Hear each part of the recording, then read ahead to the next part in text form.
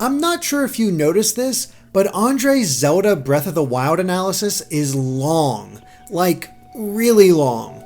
So long that it's probably hard for some of you to even sit down and watch it all in one sitting. But we're here to help by making it all just a little bit more manageable and breaking up the analysis into multiple parts.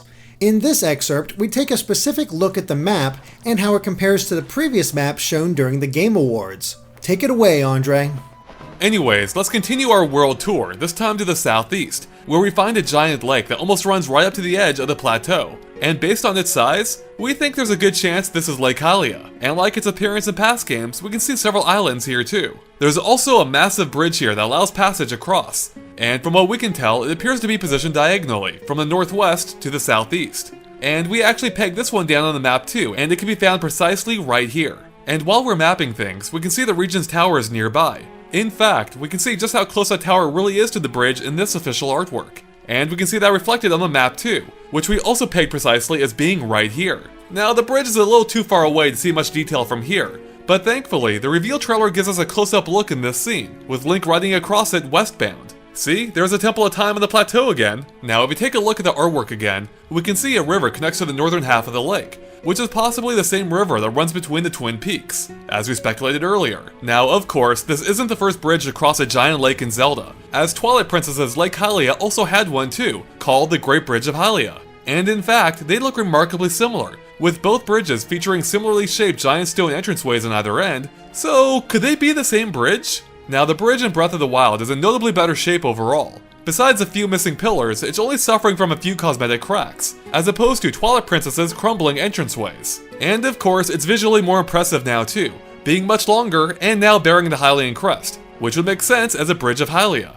But it is possible this is all just a coincidence and the two aren't connected at all. But as it turns out, this may not even be the first time we've seen this bridge, or at least one like it in Breath of the Wild. Because back when the game was shown off during the Game Awards, you know, back when it was still Zelda Wii U, we pointed out a very similar looking bridge, which was also bookended by nearly identical stone entranceways, and even then noted its striking similarity to the Bridge of Hylia. But even though they are similar, they're not quite identical, such as how the actual entrance is now round instead of squarish. So the question is this the same bridge, but just updated since we last saw it? Or are they two separate bridges? Or heck, maybe the game's changed so much since then that it doesn't even really matter. It's impossible to say for sure, but there is one piece of evidence that may have some interesting implications. Okay, so do you remember this old map also from the Game Awards? Yeah, it looks quite a bit different than how it does now. But look at this. Do you see that large lake with a thin line running through it? That's exactly what we originally pegged as being Lake Hylia and that same bridge we just saw. Of course, we weren't certain that they were the same bridges then either. But let's take a close look at its shape, because the bridge appears to split the lake in almost the exact same way, with the majority of the water being found on the left side and a smaller but still sizable portion on the other. And look, you can even see the islands represented here too. So it seems like the Lake Hylia portion of the map might still be accurate at least. But what does this mean for the rest of the map? Well, we overlap the old map with a new one using Lake Hylia as a reference point. It doesn't look like much at first. But wait, if you watch our Game Awards analysis, then you might remember that we pegged this area as being Death Mountain. And sure enough, it matches up perfectly with where we know it is now. And then, do you see that cold looking region over here? Yep, that also lines up perfectly with this snowy peak, which we'll be talking about soon. And then, we can even see the ocean is exactly where we predicted it, running from the northeast corner to the south. And by the way, the light blue portion might indicate the explorable portion of it. And check this out.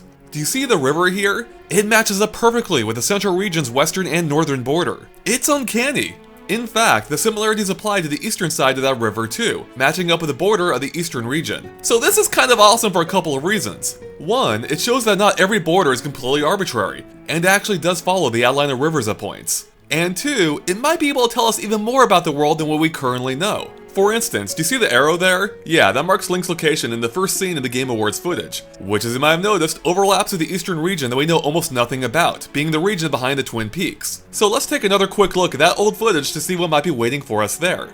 And thankfully, the developers provided us with an awesome view by walking right up to the cliff edge, showing a vast area surrounded by mountains. And it looks pretty hilly down there too. Now remember, this is taking place on the east side of the world, which will place a plateau somewhere over there. Now back then, the developers even pointed out this mysterious looking tower, which is probably this region's true tower.